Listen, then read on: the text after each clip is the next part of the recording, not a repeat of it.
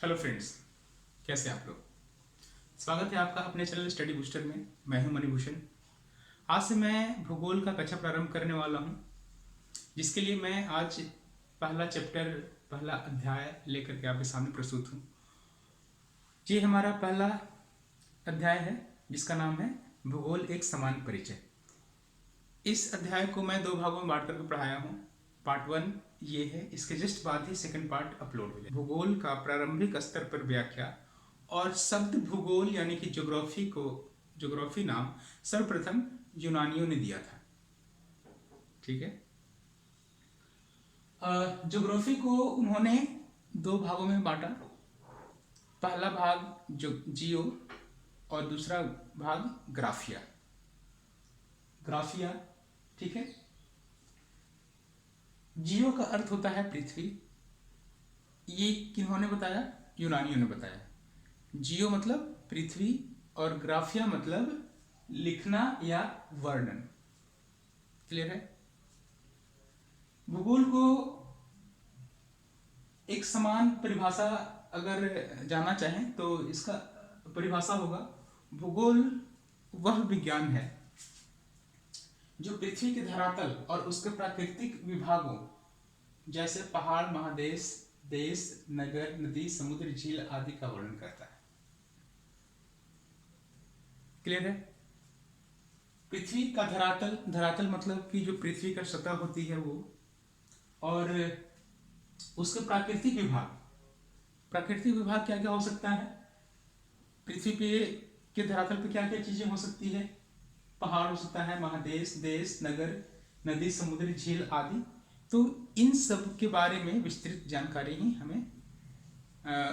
जानकारी का जो अध्ययन है उसे ही भूगोल कहते हैं। आगे है भूगोल का जनक। व्यवस्थित भूगोल का जनक इरेटोस्थनीज कहा जाता है। तो सबसे पहले समझते हैं कि ये व्यवस्थित भूगोल क्या है। व्यवस्थित भूगोल कहने का मतलब है जिस तरह से अदर सब्जेक्ट है, हिस्ट्री है, पॉलिटी है, इकोनॉमिक्स है, मैथमेटिक्स है, उस तरह से ही ज्योग्राफी को एक सेपरेट सब्जेक्ट के रूप में स्टडी किया जाएगा। ये सब सर्वप्रथम किसने बताया? इरेटोस्थनीज ने। इन्होंने एक बुक लिखा जिसमें इस चीज के बारे में व्याख्या किया कि भूगोल को एक अलग सब्जेक्ट होना चाहिए और उसके तहत इसका स्टडी किया जाना चाहिए। उन्होंने एक किताब लिखा जिसका नाम है ज्योग्राफिका। आगे आते हैं भूगोल का पिता। भूगोल का पिता हिकैटियस को कहा जाता है। इन्होंने भी एक पुस्तक लिखा जिसका नाम है जियो पेरियोडस। क्या नाम है पुस्तक का? जियो पेरियोडस। ये पीरियोडिक का मतलब समझ रहे होंगे कि एक क्रमबद्ध पीरियोडिक का मतलब होता है एक सिस्टमैटिक तरीका। तो इनको भूगोल का पिता इसलिए कहा जाता है क्योंकि भूगोल को या फिर भूगोलिक तत्वों को इन्होंने एक क्रमबद्ध तरीका से अध्ययन करने के बारे में बताया। आइए समझते हैं ऐतिहासिक भूगोल का जनक। ऐतिहासिक भूगोल का जनक हेरोडोटस हो जाता है। ये ऐतिहासिक भूगोल है क्या, सबसे पहले इसके बारे में समझते हैं। ऐतिहासिक भूगोल कुछ इस तरह समझिए कि अभी जो हमारा पृथ्वी है, इसका जो भी लैंड फॉर्म है, जो भी स्ट्रक्चर है पृथ्वी के ऊपर, जो पहाड़ हैं, पर्वत हैं, नदी हैं, समुद्र है, मरुस्थल है, तो क्या आपको लग रहा है कि जो अभी स्ट्रक्चर है लाखों साल पहले ऐसा ही था? नहीं। अभी जितने भी कॉन्टिनेंट हैं लगभग में काफी हद तक एक दूसरे से अलग हो चुके हैं, लेकिन ऐसा पहले नहीं था। पहले क्या था कि जितने भी लैंड फॉर्म हैं सभी एक दूसरे से सिमटा हुआ था, एक जगह पे सिमटा हुआ था, जिसको हम लोग पैंजिया बोलते थे। रेस्ट का जो पार्ट है, जो बचा हुआ पार्ट, जो जल का भाग है, उसको हम लोग पैंथलासा बोलते थे। तो इसके बारे में हम लोग जानते हैं। तो ये एक सेपरेट अध्ययन है जिसको हम लोग बोलते हैं ऐतिहासिक भूगोल। तो इस आधार पे, ऐतिहासिक भूगोल के आधार पे अध्ययन करने का श्रेय जो भूगोलवेता हेरोडोटस है उनको जाता है। इन्होंने एक किताब लिखा था जिसका नाम है हिस्टोरिका। नाम से पता चल रहा हो कि हिस्ट्री टाइप का कुछ इसमें बताया गया होगा। तो भूगोल का हिस्ट्री इसमें कुछ अंश तक आपको मिलेगी हिस्टोरिका में। उन्होंने किताब को किस आधार पे लिखा था? ऐतिहासिक घटनाओं के साथ साथ जो भौगोलिक तत्व हैं उनके बारे में इस पुस्तक में वर्णन किए हैं। भौगोलिक तत्व क्या होता है? जो हमारे पृथ्वी पे पर्वत हैं, पठार हैं, नदी हैं, जल और मरुस्थल हैं, इन सभी को हम लोग बोलते हैं भौगोलिक तत्व। तो उसके बारे में उन्होंने बताया। और इतिहास में हमारे भूगोल के इतिहास में जो घटनाएं हुई हैं उसके बारे में भी उन्होंने बताया था। आगे चलते हैं। वैज्ञानिक भूगोल का जनक। वैज्ञानिक भूगोल का जनक अरस्तु को जाता है।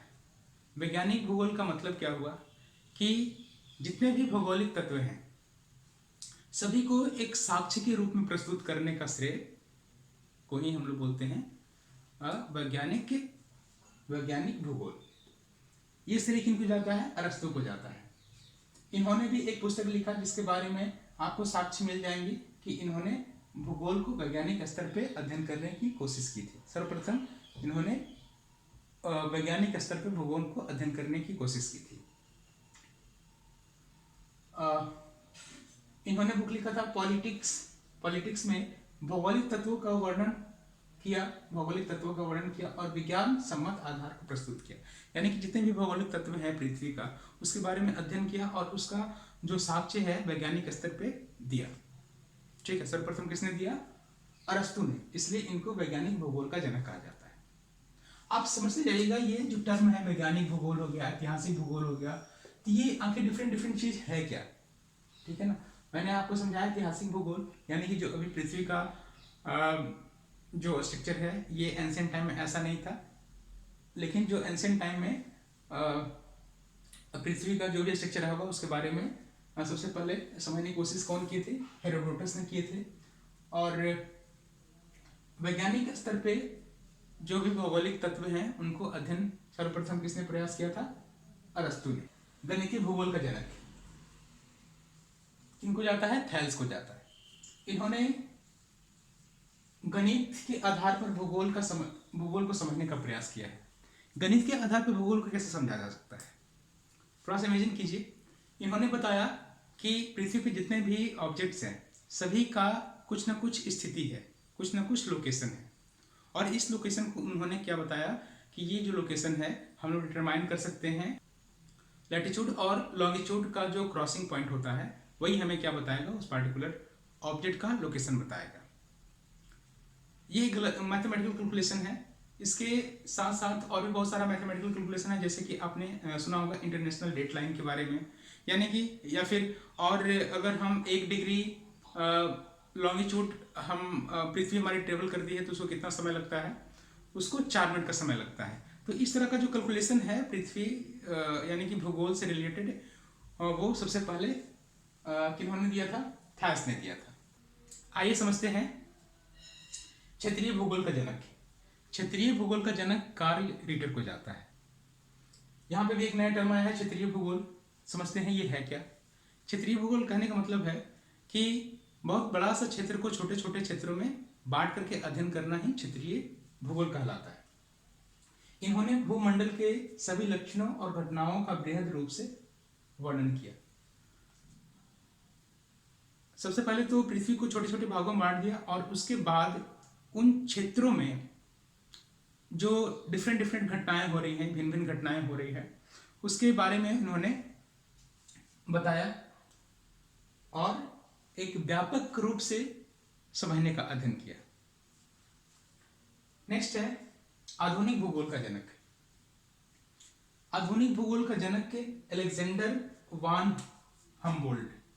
आधुनिक भूगोल का जनक अलेक्जेंडर वान हम्बोल्ट को जाता है। आधुनिक भूगोल, और यहाँ पे क्या लिखा हुआ है? ऐतिहासिक भूगोल। ऐतिहासिक भूगोल और आधुनिक भूगोल नाम से ही पता चल रहा है कि पृथ्वी का जो स्थिति था पास्ट में उसको हम लोग ऐतिहासिक भूगोल कहते हैं, और प्रेजेंट में जो स्थिति है पृथ्वी का, इसके ऊपर जो भी नदियां हैं, पहाड़ हैं, पर्वत है, मरुस्थल है, जलमंडल है, तो प्रेजेंट में जो स्थिति है उसको हम लोग बोलते हैं आधुनिक भूगोल। आइए समझते हैं मानव भूगोल का जनक। मानव भूगोल का जनक ब्लॉस को जाता है। यहाँ पे भी एक टर्म आया है मानव भूगोल। सबसे पहले समझते हैं कि ये है क्या। भूगोल का वैसा अध्ययन जो मानव से, ह्यूमन बीइंग से डायरेक्टली या फिर इनडायरेक्टली जुड़ा हुआ है, जैसे कि सामाजिक व्यापार के बारे में अध्ययन, कृषि पद्धति, शहरी पद्धति, परिवहन, ये सब के बारे में अध्ययन करना ही मानव भूगोल कहलाता है। तो इनके फादर यानी कि इनके जनक इनको बोला जाता है, ब्लॉस को बोला जाता है।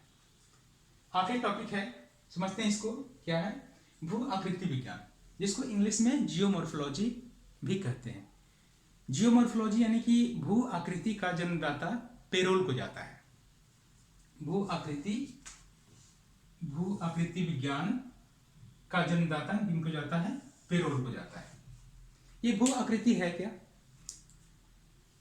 आप इमेजिन कर सकते हैं हमारा जो पृथ्वी है वो यूनिफॉर्म हर जगह पे नहीं है, ठीक है। हर जगह पे इसका जो स्ट्रक्चर है कुछ न कुछ वैरी कर रहा है।